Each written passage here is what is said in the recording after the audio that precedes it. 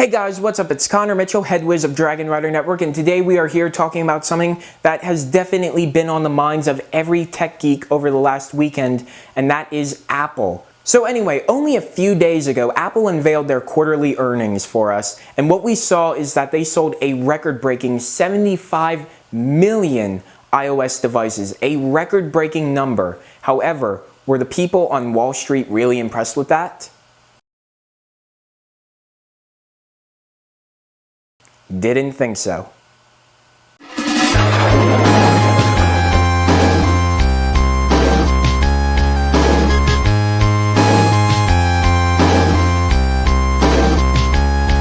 Anyway, what happened after Apple unveiled their quarterly earnings could only be described as something straight out of a horror film. Apple suffered their biggest plummet in the stock market in years, a 10% drop in the company's value, which knocked them down all the way to number 2 in the world's most valuable companies. An absolute mind-boggling disaster for the company. Now, part of me wants to go on the side where I can say that people have just come to expect too much of Apple at this point, where even if they give us record-breaking numbers, unless they are selling an iPod to every child being born on the planet, we can't get impressed. However, though, that is not the route I am going to take. The route I am going to take, though, is to try and tell Apple how they can probably go about improving themselves. So obviously, the big thing that everybody has been telling Apple again and again and again is make more phones.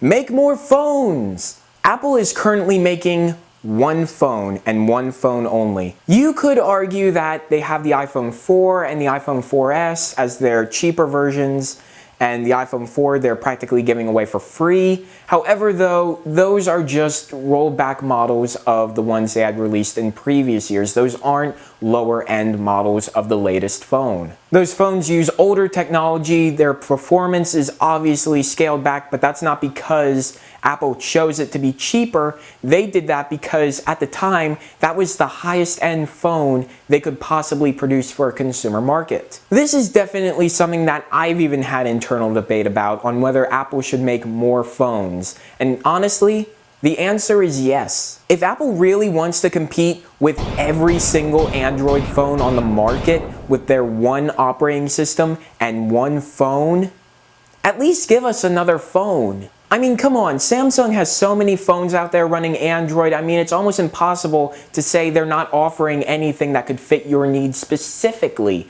They have a phone that is pretty much the right size for your hand. They have a phone that is extremely tiny running Android. They have a really big phone that can barely fit in your pocket running Android. They have tablets, they have smaller phones, they have bigger phones, they have every phone you could possibly imagine on the Android platform. And Apple is bashing their head trying to wonder how they can compete with this. The answer is simple. Make more than one phone. Now obviously though, Apple does come with the baggage where Steve Jobs told the public that Apple does not make junk. And that is true, Apple doesn't make junk. However though, what they need to do is they need to make lower end phones for people who can't afford a $200 phone on contract. That's the way they get the bigger market share, and that's the way they're going to expand their markets and sell even more iOS devices. And speaking of iOS, this is where the elephant in the room is called out. Apple,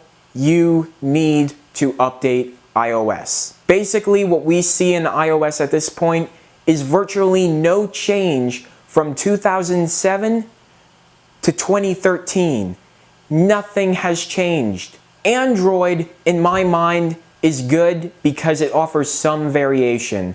You can actually customize the skin if you want to, and if you're very tech savvy, you can obviously go in, change a few of the settings, and then customize your phone even more. However though, what I find to be the true target, which should be Apple's main goal, is competing with Windows Phone. Ever since Microsoft introduced the Windows Metro look, it has just been mind-bogglingly cool to see how this has been integrated not only on a phone, but on a tablet and desktop computers as well. Now obviously Apple does have their own style, and they did add in a few things over the last few years that have made our lives easier on iOS. They added in multitasking, they added in notification center, they added in Siri, a personal assistant that could help us with pretty much anything and, quite honestly, help kill a day or two. But those things have been introduced over the last few years, and Apple really hasn't done a lot for us lately.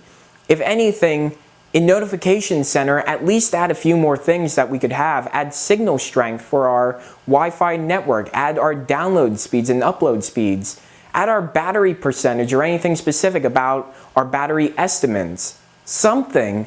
I mean, Apple, back in 2007, you guys were the innovative geniuses. You could add anything to a phone. You gave us the impossible and made it possible. Adding in pinch to zoom for photos, swiping to change photos, all of that stuff was absolutely brilliant. And we haven't seen any of that in your latest phones. None of it has really changed. You've been going off of what you had in 2007 for years now. And as much as I hate to say it, Android will become the dominant platform. Even though it may not be a better operating system than iOS, it still has the better place than iOS. And in terms of that, I mean, where is it placed? And it's placed everywhere. It's on every phone, every tablet, every computer, and everybody's getting it. But in the end though, I do think that Apple does have a few more tricks up their sleeve that they can actually pull off, so that way they can try and get the excitement back and get some of their lost value back again.